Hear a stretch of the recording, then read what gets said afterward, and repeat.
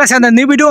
তো যেখান থেকে আমার ভিডিওটি দেখছেন আশা করি আপনারা অনেক ভালো আছেন, সুস্থ আছেন। আজকে ভিডিওটি অনেক এক্সক্লুসিভ হবে এবং সুন্দর হবে। যারা আপনারা আমাকে রেগুলার কমেন্ট করেন এবং রেগুলারই আমার কাছ থেকে অনেক ধরনের তথ্য জানতে চান, আমি কিন্তু যেখানে আছি একটা খুব ভয়ঙ্কর এলাকা, আশপাশে অনেক কুকুর আছে, তারপরেও এখানে নিজেকে স্টেবলি এবং ভালো মনে হচ্ছে বলে আমি এখানে ভিডিওটি শ্যুট করছি। আপনারা যারা বাংলাদেশে গার্মেন্টসের বিভিন্ন বড় বড় সেক্টরে কাজ করেন, যেমন আপনি সুপারভাইজার হতে পারেন, আপনি লাইনশিপ হতে পারেন, আপনি মেকানিক্স, তারা ইচ্ছা করছে যে আমি জর্ডানে গার্মেন্টস ভিসায় গেলে হয়তো আপনারা ভালো ইনকাম করতে পারবেন, হয়তো আপনারা আরও সুন্দর বেটার জীবন পাবেন।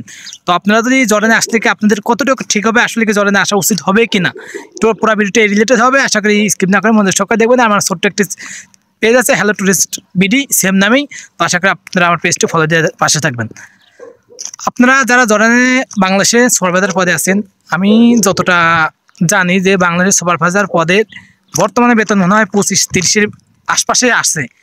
জর্ডানে আপনি যদি আসেন তাহলে আপনার বেতন হয়তো 60,000 থাকতে পারে, থাকা খাওয়া বাদে 50 থেকে 60 এর ভিতরে হতে পারে। আপনি 300, 350 বা 400 এর আশপাশে আপনার বেতন হয়। যারা সুপারভাইজার বা মাস্টার বলে জর্ডানে, এর বেতন আশপাশে হয়। কিন্তু এখানে একটা আমার কথা আছে, যদি আপনারা জর্ডানে এসব পদে আসেন তাহলে ভাই আপনাকে অনেক কষ্ট করতে হবে, অনেক কষ্ট করতে হবে।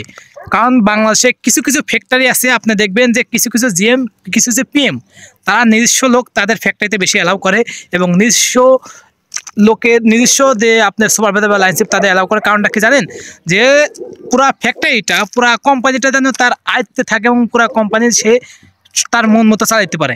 ঠিক জর্ডানেও কিন্তু তার ব্যতিক্রম নয়। জর্ডানে আপনার বেশিরভাগই বড় বড় সেক্টরে আপনার ইন্ডিয়ানদের প্রভাব বেশি এবং ইন্ডিয়ানদের এইসব পদ বেশিগুলো পায়।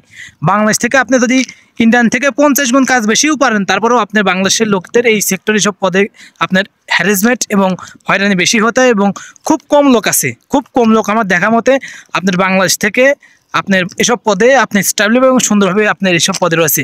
100 থেকে 90 জনই ইন্ডিয়ান লোক এই স্টাফ পদে, এবং এরা স্টাফ পদে থাকে। আর এগুলা ইন্ডিয়ান লোকে আপনার একটা হলো এইসব ভিসা, এক হলো যারা মেকানিক্স বা বিভিন্ন সেক্টরে কাজ করেন বাংলাদেশ থেকে অ্যাভেলেবেল এইসব ভিসা খুব কম দেয়। বাংলাদেশ থেকে শুধু অপারেটরই বেশি নেয় আমি যতটা জানি। তারপরে যে একজনের ভিসা পান, আমি প্রতিটি ভিডিওতেই বলি, যারা বাংলাদেশ থেকে আপনার 30 থেকে 35,000 টাকা প্রতি মাসে ইনকাম করেন, কি দরকার ভাই? ফ্যামিলি আছে, সংসার আছে, আপনি সব কিছু ফেলা থেকে আপনার কেন প্রবাসে আসার দরকার? আর প্রবাসে আপনি 40-50,000 টাকা পালিবারে ভাই, আপনার এখানে অনেক কষ্ট করতে হবে, অনেক। আমার কয়েকদিন আমার একটা ফ্রেন্ড আছে একটা ফ্যাক্টরির নাম বলবো না, হয়তো আমার সমস্যা হবে। সে বাংলাদেশে মেকানিক চাকরি করে, ফ্যাক্টরির নাম ব্যাকসিংকো, আপনার সে কাজ করে রপ্তানিতে আসলে জিরাবো এলাকায় কাজ করে। সে আসার পরে 15 দিন কাম করতে পারে, পরে পলানোর পরে আমার কাছে আসে, কয় ভাই একটা কাজের ভাও করে দাও। তো আমি তাকে একটা কাজের ভাও করে দিয়েছি, ভাওটাও করে। সে কিন্তু বাংলাদেশে মেকানিক্সে চাকরি করছে এবং তার স্লিপ সম্পূর্ণ কোম্পানিতে দেখাচ্ছে। কোম্পানির একটাই সমস্যা, কোম্পানির যে ম্যানেজমেন্ট, তার একটাই সমস্যা, কেন সে এই সেক্টরে তার এই জিনিসটা দেখালো। কিন্তু সে কিন্তু আসে অপারেটর পদে। সে ভাবছিল হয়তো আমি ভালো কাজ জানি, জর্ডানে যাওয়ার পরে আমি আমার এই স্লিপটা দেখালে হয়তো আমার পদোন্নতি হবে।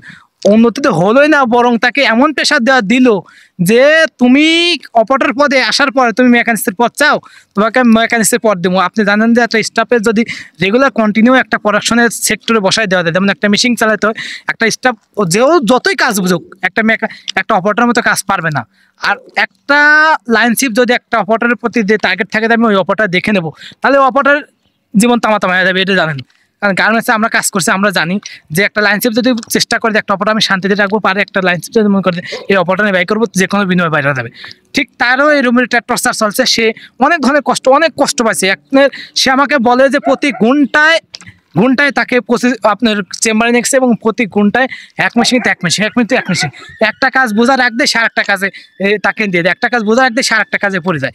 তো আমি ভিডিওটি এটাই কারণ বলি যে আপনারা যারা স্টাফ পদে মেকানিক্স পদে আছেন, যদিও আপনি কারণবশত ভিসা পেয়ে যান, ভাই আমি কাইন্ডলি কষ্ট করে বলি আপনার জর্ডানে আসেন না। আমরা তো আইসি, ধরেন আমাদের বাংলাদেশে আমার খুব বাজে অবস্থা, এবং আমার প্রতি মাসে তখন কিন্তু বাংলাদেশে এরকম বেতন ছিল না। একটা অপারেটর 13-14 হাজার টাকার মতো পেত। কিন্তু এখন একটা অপারেটর আপনি 20,000-25,000 পায়। এখন আমি যদি এই পরিস্থিতি যদি আগে থাকতাম, আমি কখনোই জর্ডানে আসতাম না, কখনোই না।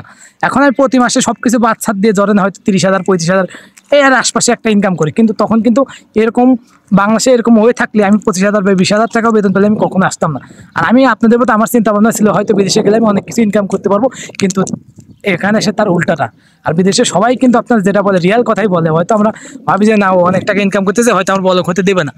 তো আপনারা তারা 30-25 হাজার টাকা ইনকাম পান, মেকানিক্সের কাজ পারেন, সব কিছুই পারেন। যদি আপনার তারপর যদি করেন আমি যাবো, আমি দেখবো, তাহলে আপনারা আসতে পারেন। কিন্তু আমার পার্সোনাল সাজেশন থাকবে ভাই, ওইসব পদে লোক আসার দরকার নেই। আপনার প্রতি মাসে 20,000 টাকা বেতন থাকলে আপনি এনে আনাম। ভালো থাকবেন, সুস্থ থাকবেন, ভিডিওটি লাইক করবেন, আমার চ্যানেলটি সাবস্ক্রাইব